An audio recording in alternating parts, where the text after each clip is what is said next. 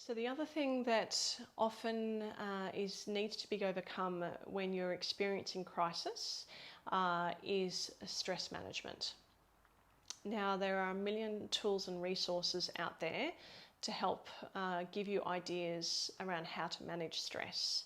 And everybody knows what to do. It's just the actual doing it that becomes the problem. And I've been there, so I know. So stress, understanding what stress is, it's actually your own body's response to perceived threat. So essentially what happens is, for example, I might look and see a stick on the ground as I'm walking to the beach, and my brain might perceive that as a snake. And so a certain part of my brain called the amygdala, which is your fear center, will light up and alert my brain, the rest of my brain, hey, there's a snake. And then I might leap to the left and then have a good look and realize, oh, actually it's a stick. So the more thorough, analytical and accurate part of your brain, your prefrontal cortex, it's a part of your brain that helps you make decisions, helps you solve problems. It's a bit slower than your fear center. So when your fear center is on high alert, like crap, there's a snake, often what happens is, if you let it run you, is that your stress pattern starts to, and your stress center starts to fire off all sorts of things in your body to get your nervous system ready to run. So this includes increasing your heart rate, tightening your muscles in your body, your digestive system goes out the window, your reproductive system goes out the window, because these things aren't important when you're running away from a snake. So when your sympathetic system kicks in, because you've perceived something that's threatening, a whole lot of physiological reactions happen. Now, and that's just in response to what is perceived threat. So it's just a stick, it's not a snake, you've perceived it, and already you're running down the stress pathway. So part of conquering stress is first step, take a moment, have a breath. Allow your prefrontal cortex just to catch up, because the slower part of your brain that's problem solving, analytical, and can see all sides is a little bit slower. It's far more accurate, but a little bit slower. Understand that when your fear center is up, your prefrontal cortex, or your primary problem solving center in your brain, goes off the radar a little bit. To address the seesaw, we need to firstly just take a breath. Don't let that run into autopilot just yet. That gives you a chance to review the situation and understand all sides and be objective about what's actually happening. So what's actually happening is, I've perceived a snake, then I've realized, no, it's a stick, I can take a breath.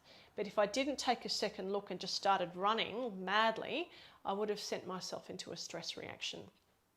So the first stress management tool is to take a moment, pause, just press pause, whatever's happening, just go, do you know what, I need to take 5 minutes, is that okay? Or I need to sleep on this, is that okay? Or simply close the door and take 3 breaths. The next thing that will help calm the stress response is to ask yourself, is my stress response going to benefit me or anyone else right now? Your stress response is really designed simply to protect you. So your stress response, making your muscles tight, ready to run, it's your brain's body response to go, I need to save your life right now. Now, there are certain scenarios where the stress response is really valuable. Running away from a snake, catching a child that's about to run across a road, running from a would-be attacker. These are all scenarios where your stress response really benefits you or benefits a child. But if you've got too many emails, you're worried about your finances, you're having disagreements with your partner, is your stress response, which is muscles tight, ready to run, heart rate up, digestive system out the window, and so does my reproductive system, is that response going to benefit that scenario? And simply asking the question, do you know what, is being stressed going to help me right now? If the answer is no, you've got a window of opportunity for your brain just to go down a gear and not to put the neural dial on high alert, 10 out of 10 emergency.